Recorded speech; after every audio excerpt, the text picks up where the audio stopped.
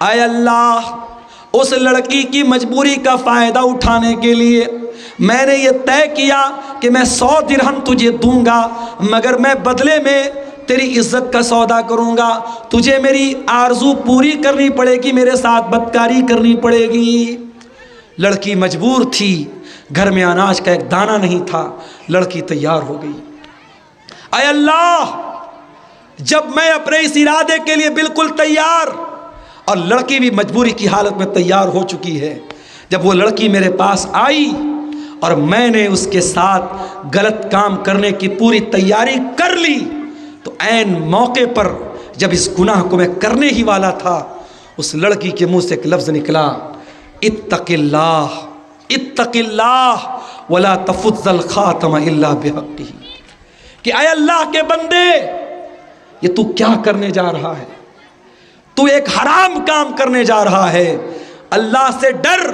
اور جس چیز کی اللہ نے تجھے اتھارٹی نہیں دی ہے، جس چیز کا حق نہیں دیا ہے،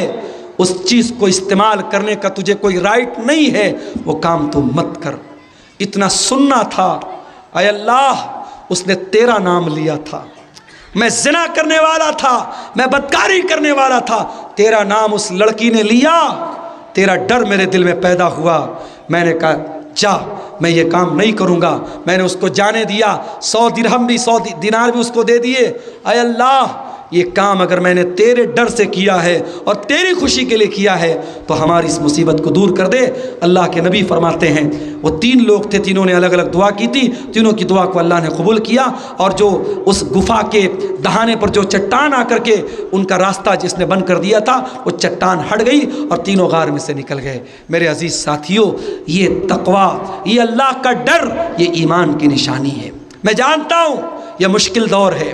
یہ بے حیائی کا دور ہے، یہ بے شرمی اور بے غیرتی کا دور ہے، مگر اس دور میں بھی مشکل ہے، ناممکن نہیں ہے۔ میرے نوجوان بھائیوں، میری نوجوان بہنوں، حرام کے آپشن بہت ملیں گے، حلال کا آپشن لیمیٹیڈ ملے گا، مگر ہمیشہ حلال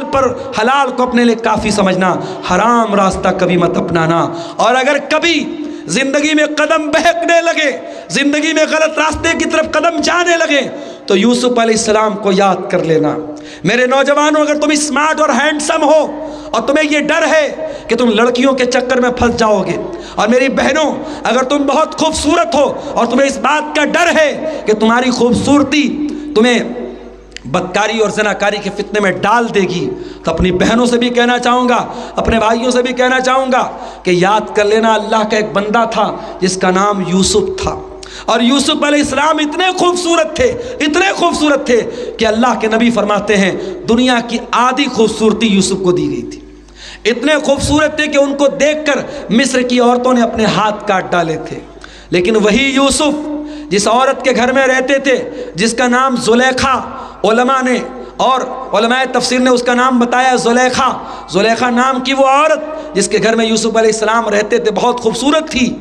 اس نے ایک دن موقع دیکھا اور گھر کے سارے دروازے بند کر لیے، اور گھر کے اندر اکیلے یوسف میں وہ عورت تھے۔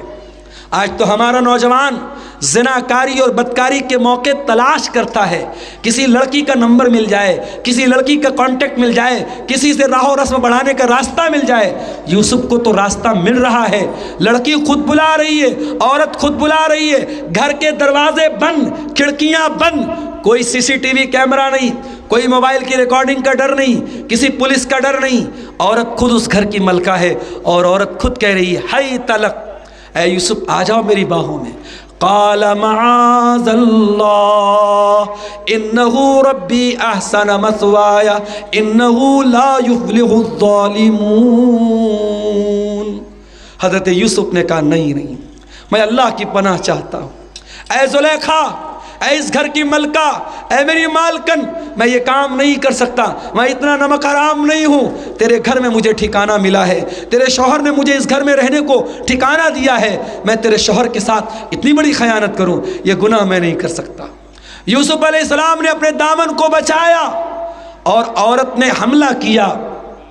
یوسف علیہ السلام دروازے کی طرف بھاگے، عورت پیچھے سے جھپٹتی ہے، حملہ کرتی ہے، اور اسی چھینا جھپٹی میں یوسف کا کرتا پیچھے سے پھٹ جاتا ہے۔ دروازہ کھلا، سامنے عورت کا شوہر موجود ہے، شوہر کو دیکھتے ہی گرگٹ کی طرح رنگ بدل لیتی ہے، کہتی ہے دیکھیے یہ میری عزت لوٹنے کی کوشش کر رہا تھا، میرے ساتھ غلط کام کرنے کا ارادہ کر رہا تھا۔ یوسف علیہ السلام نے کہا نہیں، اللہ جانتا ہے میں بالکل بے داغ ہوں، اس نے میرے ساتھ غلط کام کرنے کا ارادہ کیا تھا۔ اسی عورت کا ایک رشتہ دار بھی وہاں پر موجود تھا، اس نے کہا چلو ٹھیک ہے، ایک چیز ہمارے پاس، ایک سولیوشن ہمارے پاس ہے۔ یہ عورت کہہ رہی کہ یوسف زبردستی کر رہے تھے اور یوسف کا کرتا بھی پھٹا ہوا ہے، اگر کرتا آگے سے پھٹا ہے اس کا مطلب کہ عورت اپنے ڈیفنس میں کرتے کو عورت نے پھاڑا ہے، اور اگر یوسف کا کرتا پیچھے سے پھٹا ہے اس کا مطلب یوسف بھاگ رہے تھے اور عورت نے پیچھے سے کرتا پکڑا ہے۔ حضرت یوسف کا کرتا پیچھے سے پھٹا تھا۔ میرے عزیزوں، یوسف نے اپنے دامن کو بچایا۔